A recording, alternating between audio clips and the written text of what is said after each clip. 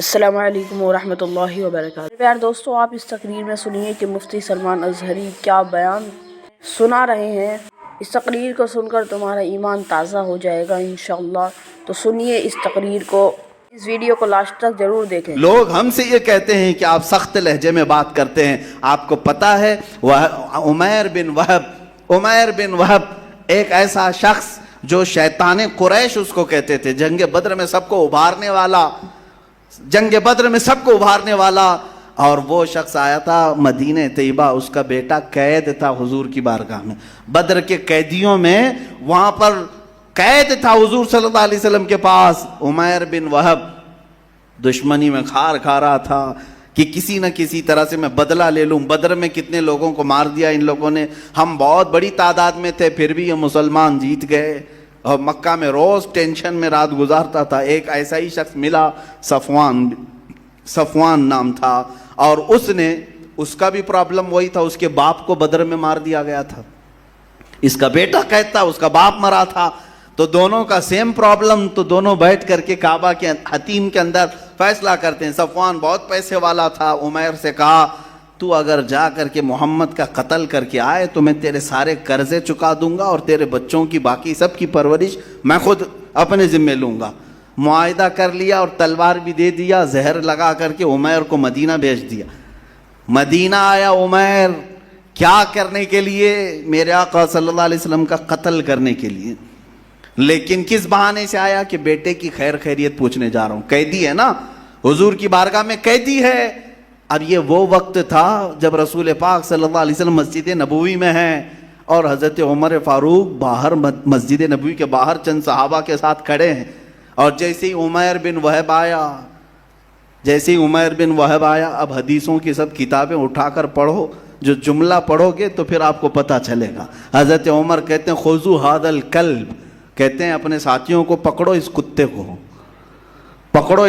کو۔ آپ کہتے ہیں ہم، یا پھر ہمارے علماء گالیاں دیتے ہیں، حضرت عمر کیا کہہ رہے تھے؟ اب حضرت عمر نے کہا پکڑو اس کتے کو، یہ لفظ ہے، اور جا کر کے اس کی گردن میں رومال ڈال کر کے اس کو پکڑ کے لائے۔ کہا کیسے آنا ہوا حضور صلی اللہ علیہ وسلم کی بارگاہ میں؟ تو دشمنوں کے پاس سے ہے، اس طرف والا، کیسے آیا ہے؟ تو اس نے کہا نہیں، صرف میں اپنے بیٹے کی خیر خیریت لینے کے لیے آیا ہوں۔ حضرت عمر نے کہا تمہارا فیصلہ بعد میں کرتا ہوں، پہلے حضور سے پوچھ لیتا ہوں۔ وہیں کھڑا کیا اور حضور کی بارگاہ میں اندر آیا، کہا عمیر بن وہب آیا ہے مکہ سے، کیا اس کو اندر لاؤں؟ حضور نے فرمایا اندر لے آؤ۔ اسی طرح سے اندر کھینچ کر لائے۔ حضور نے فرمایا چھوڑ دو۔ رسول پاک صلی اللہ علیہ وسلم نے پوچھا عمیر کیسا آنا ہوا؟ کہا کہ بس میں اپنے بیٹے کو دیکھنے آیا ہوں۔ آپ کے پاس قیدی ہے بیٹا۔ حضور نے پوچھا اگر بیٹے کو دیکھنے آئے تو تلوار کیوں لے آئے ہو؟ تلوار ساتھ میں کیوں لے آئے ہو؟ تو اس نے تلوار پھینک دیا دکھانے کے لیے۔ کہا اس تلوار کا کیا ہونا ہے؟ تلواریں تو ہمارے پاس بدر میں بھی تھی، کام تو نہیں آئی نا، آپ ہی کے کام آئی ساری چیزیں، تلوار میں چھوڑ دیتا ہوں۔ وہ بہانے کر رہا تھا، ہیلے بہانے کر رہا تھا۔ حضور پاک صلی اللہ علیہ وسلم نے پھر پوچھا بتاؤ عمیر کیسے آنا ہوا؟ کہا بیٹے کی خیریت لینے کے لیے۔ غیب داں رسول نے پھر پکار کر کہا عمیر وہ بات کیوں نہیں کہتے جو صفوان کے ساتھ خانہ کعبہ کے پاس کر کے آئے ہو؟ حتیم کعبہ میں بیٹھ کر کے تم نے کیا پلاننگ کی ہے وہ بات بتاؤ۔ عمیر بن وہب کی کپ کپی طاری ہو گئی۔ وہ حضور پاک کے سامنے کھڑا ہے، غیب داں رسول کے پاس کھڑا ہے۔ میرے آقا کی اتنی بات سن کر کے اس نے کہا اشہد ان لا الہ الا اللہ واشہد انک محمدن رسول اللہ صلی اللہ علیہ وسلم، میں گواہی دیتا ہوں آپ اللہ کے رسول ہیں۔ کلمہ طیبہ پڑھا، داخل اسلام ہوا، بیٹا بھی باپ بھی حضور پاک صلی اللہ علیہ وسلم نے آزاد کیا۔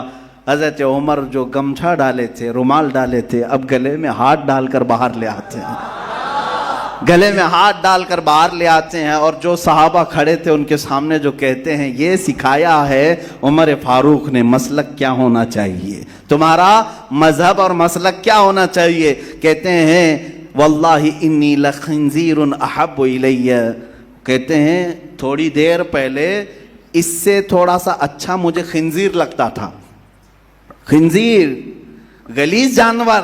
حضرت عمر کہتے ہیں میں اس کو خنزیر کو اس سے بہتر سمجھتا تھا عمیر بن وہب سے، کیونکہ میرے اندر اس قدر اس سے نفرت تھی کہ یہ رسول پاک کے خلاف پورے مکہ والوں کو بھڑکا کے لایا تھا۔ اے صحابہ سنو، ابھی یہ ایمان لایا ہے، اب مجھے میرے اپنے عزیز بیٹے سے زیادہ یہ محبوب ہے، میرے اپنے بیٹے سے زیادہ میں اس سے محبت کرتا ہوں۔ تو پتہ یہ چلا ایمان کا حصہ حضور سے جڑا ہوا ہے، وہ اپنے ہو گئے تو رحمت پروردگار اپنی۔ اسی لیے حضرت تاج الشریعہ رحمت اللہ تعالیٰ علیہ نے فرمایا ہے، نبی سے ہو جو بیگانہ اسے دل سے جدا کر دیں، پدر مادر برادر جان و مال ان پر فدا کر دیں۔ ہاں اگر وہ حضور کا ہے تو ہمارا ہے، اور اگر حضور سے اس کی کوئی چپکلش ہے تو پھر وہ ہماری ماں سے پیدا کیوں نہ ہوا ہو، دودھ میں سے مکھی کی طرح ہم نکال دیں گے۔ یہی ہمارے ایمان کا رشتہ ہے، اسی پر ہماری زندگی بھی گزرتی ہے۔ صدیق اکبر رضی اللہ تعالیٰ عنہ اور حضرت عمر فاروق رضی اللہ تعالیٰ عنہ دونوں کی زندگی میں جو خاص عنصر نظر آتا ہے وہ یہی ہے، محبت مصطفیٰ صلی اللہ علیہ وسلم۔